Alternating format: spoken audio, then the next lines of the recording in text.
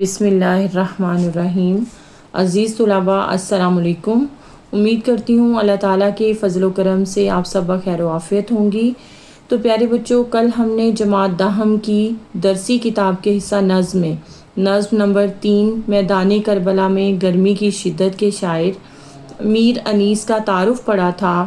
میر انیس 1800 میں فیض آباد میں پیدا ہوئے اور 1874 میں وفات پائی۔ آج ہم نظم کے بند نمبر 1 اور 2 کی تشریح کریں گے۔ بچوں، اس نظم کو پڑھ کر آپ میر انیس کے مقام و مرتبے اور شاعری کی صنف مرثیہ کا تعارف حاصل کر سکیں گے۔ میں نے آپ لوگوں کو کل کے لیکچر میں مرثیہ کے بارے میں بتایا تھا کہ مرثیہ کس نظم کو کہتے ہیں۔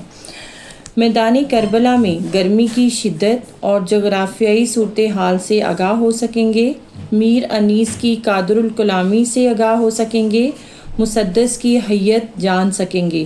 تو پیارے بچوں، مسدس ایسی نظم کو کہتے ہیں جس کے ہر بند میں 6 مصرے ہوں۔ نظم میں منظر نگاری کے عنصر سے آگاہ ہو سکیں گے۔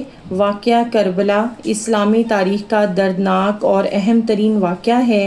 واقعہ کربلا کے حقائق اور خانوادہ رسول صلی اللہ علیہ وآلہ وسلم کی عظمت سے آگاہ ہوں گے۔ استعارہ اور مجاز مرسل سے آگاہ ہوں گے۔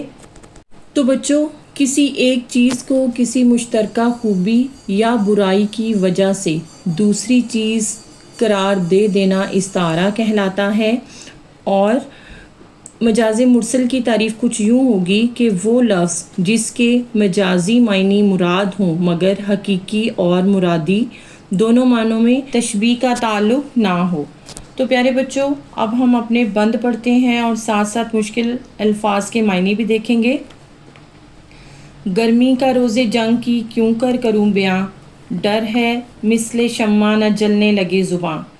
وہ لو کے الحذر، وہ حرارت کے العماں، رن کی زمین تو سرخ تھی اور زرد آسماں، آب خنک کو خلق ترستی تھی خاک پر، گویا ہوا سے آگ برستی تھی خاک پر۔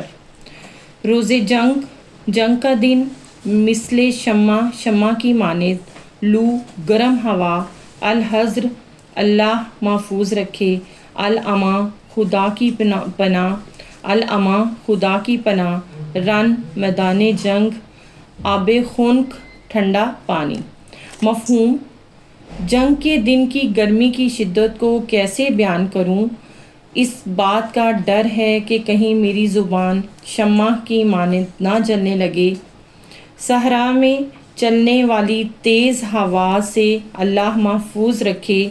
میدان کربلا میں اللہ کی مخلوق ٹھنڈے پانی کو ترس گئی تھی، آسمان سے آگ برس رہی تھی۔ تو پیارے بچوں، تشریح کرتے ہیں۔ مرثیہ نگاری کی دنیا کے امام تشریح طلب بند کے پہلے مصرے میں کہتے ہیں کہ میدان کربلا میں جنگ کے دن گرمی کی کیفیت کو بیان کرنے کے لیے ان کے پاس الفاظ نہیں ہیں، سوچ تھم گئی ہے اور زبان خاموش ہے۔ تو دوسرے مصرے میں شاعر کہتے ہیں کہ مجھے اس بات کا ڈر ہے کہ میں جب زبان سے میدان کربلا میں گرمی کی شدت کو بیان کرنے لگوں کہیں میری زبان شمع کی مانند نہ جلنے لگے۔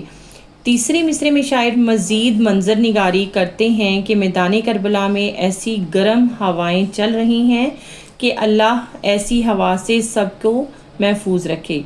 گرمی کا شدید عالم ایسا ہے کہ خدا کی پناہ مانگنے کو دل کرتا ہے۔ پیارے بچوں، چوتھے مصرے میں شاعر کہتے ہیں کہ میدان جنگ کی زمین سورج کی شدید ترین تپش سے سرخ ہو رہی تھی۔ اس زمین پر قدم رکھنا محال ہو گیا تھا۔ آنکھیں جب آسمان کا رخ کرتی تھیں تو پورا آسمان زردی میں نہایا ہوا معلوم ہوتا تھا۔ پانچویں مصرے میں شاعر میدان کربلا کی مخلوقات کا ذکر کرتے ہوئے کہتے ہیں کہ کربلا کے میدان میں اللہ کی مخلوق ٹھنڈے پانی کو ترس گئی تھی، یہاں تک کہ خاندان نبوت کے چشم و چراغ پر پانی بند کر دیا گیا تھا۔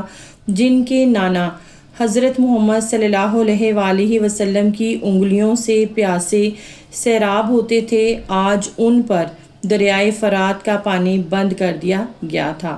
بقول شاعر سخت گرمی میں سرد پانی نعمت ہے خدا کی، ترس گئی تھی تیری مخلوق کربلا کی خاک پر۔ چھٹے مصرعے میں شاعر آسمان کی کیفیت بیان کرتے ہیں کہ آسمان جو بذات خود سائبان ہے، لیکن آج کے دن یہ بھی آگ برسا رہا تھا، گویا میدان کربلا میں خاندان نبوت کی ہر طرف سے آزمائش تھی۔ آسمان پر سورج آنکھیں نکال رہا تھا، زمین اپنے اوپر قدم نہ رکھنے دیتی تھی، ہوا کا انداز بھی قیامت خیز تھا، کسی بھی مخلوق کو چین نہ تھا، نہ کچھ کھانے کو میسر تھا اور نہ ہی پینے کو پانی ملتا تھا۔ اگلا بند دیکھتے ہیں۔ وہ لو، وہ آفتاب کی حدت، وہ تاب و تب، کالا تھا رنگ دھوپ سے دن کا مثال شب، خود نہر علقمہ کے بھی سوکھے ہوئے تھے لب، خیمے جو تھے حبابوں کے تپتے تھے سب کے سب، اڑتی تھی خاک، خشک تھا چشمہ حیات کا، کھولا ہوا تھا دھوپ سے پانی فرات کا۔ تو اس کے مشکل الفاظ کے معنی دیکھیں گے۔ آفتاب کی حدت، سورج کی گرمی، تاب و تب، سخت تپش یا گرمی، لب کنارے، حباب بلبلا، پانی کھولنا، پانی ابلنا۔ مفہوم: میدان کربلا میں گرم لو اور سورج کی گرمی نقطہ عروج پر تھی، دن دھوپ کی شدت سے سیاہ رنگ کا منظر پیش کر رہا تھا، نہر علقمہ کے کنارے بھی خشک تھے، خیمے گرمی سے تپ رہے تھے، گرد اڑ رہی تھی اور خاندان نبوت صلی اللہ علیہ وآلہ وسلم کے لوگ پریشان تھے، دریائے فرات کا پانی بھی ابل رہا تھا۔ تو پیارے بچوں، میر انیس میدان کربلا میں گرمی کی شدت کی منظر نگاری کرتے ہوئے کمال مبالغہ رائی سے کام لیتے ہیں اور پہلے مصرعے میں کہتے ہیں کہ اس روز تیز لو چل رہی تھی، سورج کی گرمی نقطہ عروج کو پہنچی ہوئی تھی، سخت ترین گرمی اور تپش سے ہر کسی کا برا حال تھا۔ دوسرے مصرعے میں شاعر کہتے ہیں کہ دھوپ کی شدت اس قدر تھی کہ دن کا رنگ سیاہ ہو گیا تھا، مطلب یہ کہ دھوپ کی شدت ناقابل برداشت تھی، دھوپ سے زمین جل کر سیاہ ہو گئی تھی۔ تیسرے مصرعے میں شاعر نہر علقمہ کا تذکرہ کرتے ہوئے کہتے ہیں کہ اس نہر کے کنارے بھی پیاس محسوس کر رہے تھے، دھوپ اس قدر سخت تھی کہ نہر کے کنارے بھی خشک معلوم ہو رہے تھے۔ بقول شاعر، جس گرمی کی حدت سے یہاں نہروں کے کنارے سوکھ گئے، اس گرمی میں ذی روح خلائق کا عالم پھر کیا ہوگا۔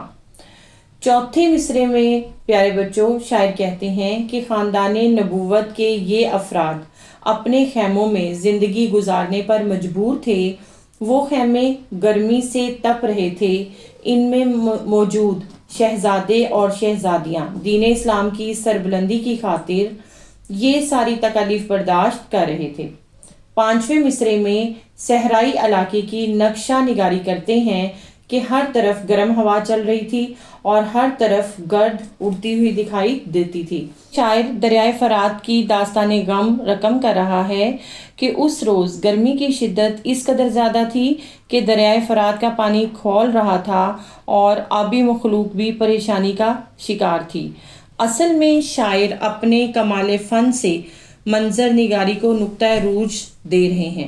تو پیارے بچوں، امید کرتی ہوں سبق کو سمجھنے میں آپ کو مدد ملے گی۔ آج کے لیے اتنا ہی، کل اپنے اگلے سبق کے ساتھ انشاءاللہ پھر ملتے ہیں، تو کل تک کے لیے اللہ حافظ۔